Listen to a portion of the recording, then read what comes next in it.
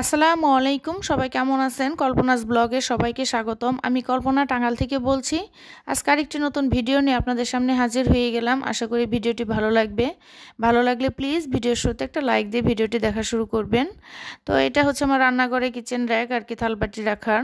তো এটা হচ্ছে ৫ থাকের র‍্যাক। এটা আরএফএলের। তো এটা ২টা ট্রে সহ। তো এটাই আর কি ধুয়ে পরিষ্কার করে নেওয়া হয়েছে যেহেতু রোজা এসে গেছে বা পুরো বাসাটা ডিপ ক্লিন করা হয়েছে। সাথে রান্নাঘরের জানালা, তারপরে ওয়াল, এই র‍্যাকটা সবগুলাই আসলে পরিষ্কার করা হয়েছে। তো এটাও আমার হেল্পিং হ্যান্ড যে আপা উনি পরিষ্কার করে দিছে অনেক সুন্দর করে। তো মানে গুঁড়া সাবান, গরম পানি মিক্সড করে গুঁড়া সাবান দিয়ে সাথে যেখানে দাগ টাগ আছে তো সবগুলা পরিষ্কার করে দিছে। এখন এটা পানি ঝরতে দেওয়া হয়েছিল আর কি, পানিটা ঝরা শেষ। এখন এটা আমি একটু মুছে নিতেছি, শুকনো ল্যাকড়া দিয়ে আর কি মুছে এখানে থালবাটি যা আছে সবগুলো রেখে দেবো।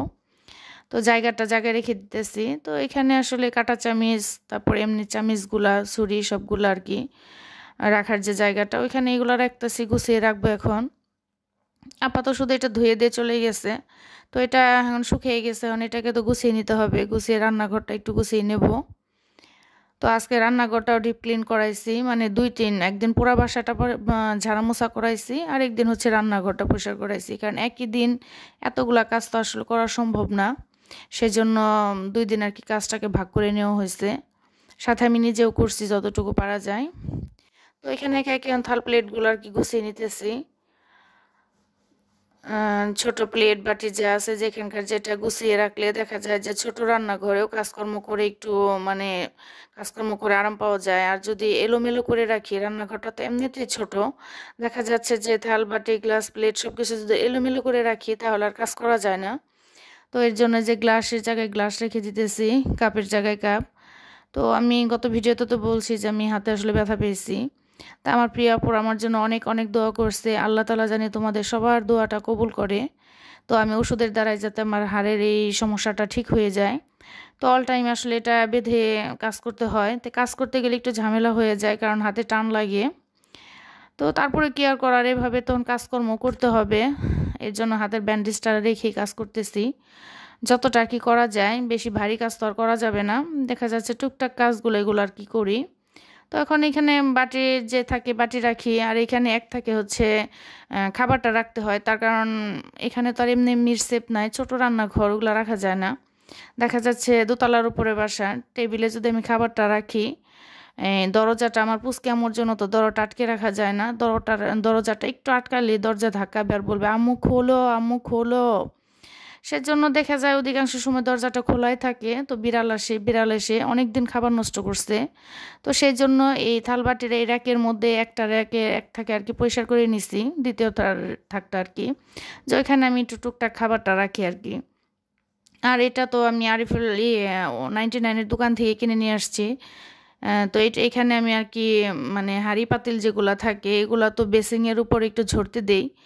পানিটা ঝরে গেলে তারপরে এটার উপরে রাখি, তার নিচে একটা কাঁথা দিয়ে নিছি যাতে করে এক্সট্রা যদি কোনো পানি থাকে ওটা আর কি কাঁথার মধ্যে চলে যাবে, না হলে তো ফ্লোরের মধ্যে পানি মানে পানি লাগবে সেজন্য। তো এটা আমি ১-২ দিন পর পরই ঝাড়া দেই যাতে করে এক্সট্রা পানি থাকলে ওটা আর কি শুকিয়ে তারপর আবার বিছিয়ে দেই। আর এখানে ছোট্টর একটা, এটাও আমি 99 দোকান থেকে নিয়ে আসছি। তো এটাও একটু মুছে নিলাম, এটা পরিষ্কারই আছে, এটা যেহেতু প্রায়ই মুছা দেই। আর এইখানে তাকটাও এগুলা সবই পরিষ্কার করে দিছে আপা। তো এখন শুধু আমি গুছিয়ে রাখতেছি আর কি। আমার রান্নাঘরটা খুবই ছোট, তো একার জন্য চলে, কিন্তু অনেক আপুদের রান্নাঘর দেখি কত সুন্দর, অনেক বড় গোছানো, খুব ভালো লাগে দেখে। তো আমার রান্নাঘর তার অত বড় না, আর অত গোছানো, তো ওইভাবে সুন্দর জিনিস দিয়ে ডেকোরেশন করাও নাই।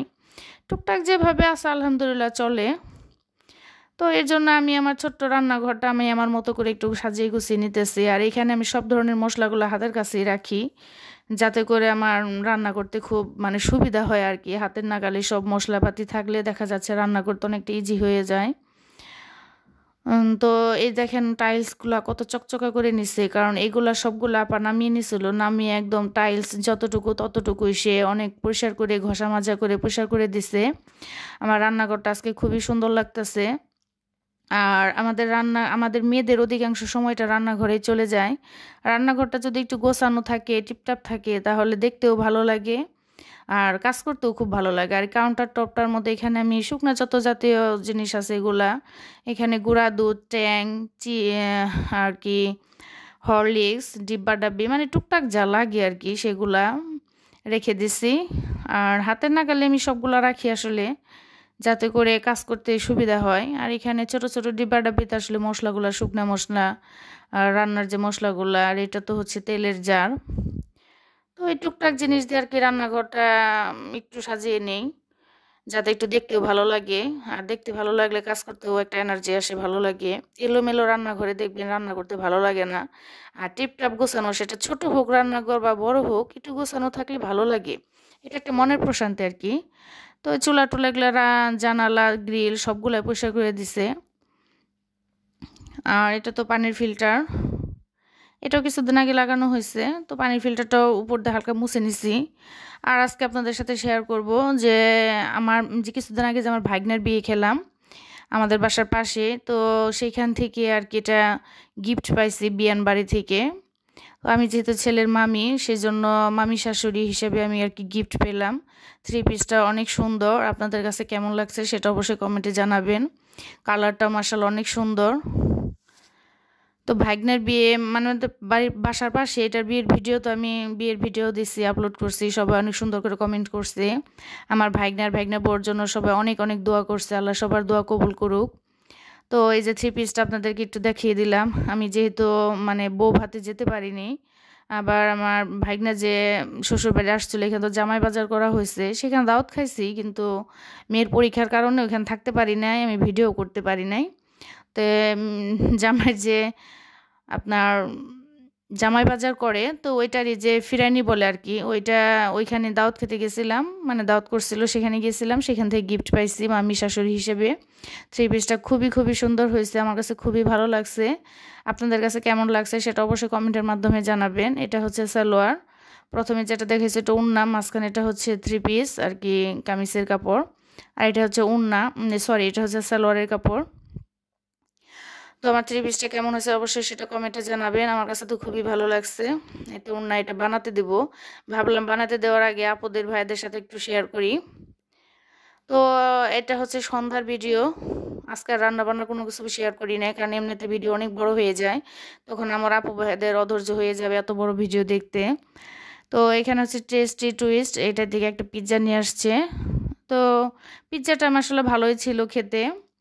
ইদারিং আমার বড় মেয়ে এত পিৎজা পছন্দ করে, মানে তার ঘুরে ফিরে শুধু পিৎজা খাবে, প্রায় সে পিৎজা এনে খায়। এখন তো তার টাকার অভাব নেই, এখন শুধু জাস্ট আমার কাছে সে অনুমতি নেয়। তাছাড়া তার এখন আমার কাছে টাকা নিতে হয় না, শুধু অনুমতিটা নিয়ে সে ফুড পান্ডে অর্ডার করে দেয়, বাসার নিচে এসে দিয়ে যায়। এই যে পুচকে মোটা পিৎজা খাবে, আমার দুই মেয়ে বসছে সাথে আমিও। পিৎজাটা খেতে ভীষণ মজা ছিল, কিন্তু এত ফাস্টফুড খাওয়ার তো আসলে অ্যাকচুয়ালি ঠিক না, কিন্তু সেটা মেয়েকে বোঝাতে পারি না, তার খুবই পছন্দ পিৎজা, সে এখন প্রায়ই পিৎজা অর্ডার করে এনে খায়। তো এতক্ষণ ধৈর্য ধরে যে আমার সাথে আছেন, আমার ভিডিওটি দেখতেছেন, তাদের অসংখ্য অসংখ্য ধন্যবাদ। লাইক দিতে ভুলে গিয়ে থাকলে প্লিজ একটা লাইক দিয়ে ভিডিওটি দেখে নেবেন। আর ভিডিওটি কেমন লাগলো অবশ্যই কমেন্টে জানাবেন। সবাই ভালো থাকবেন, খুদা হাফেজ।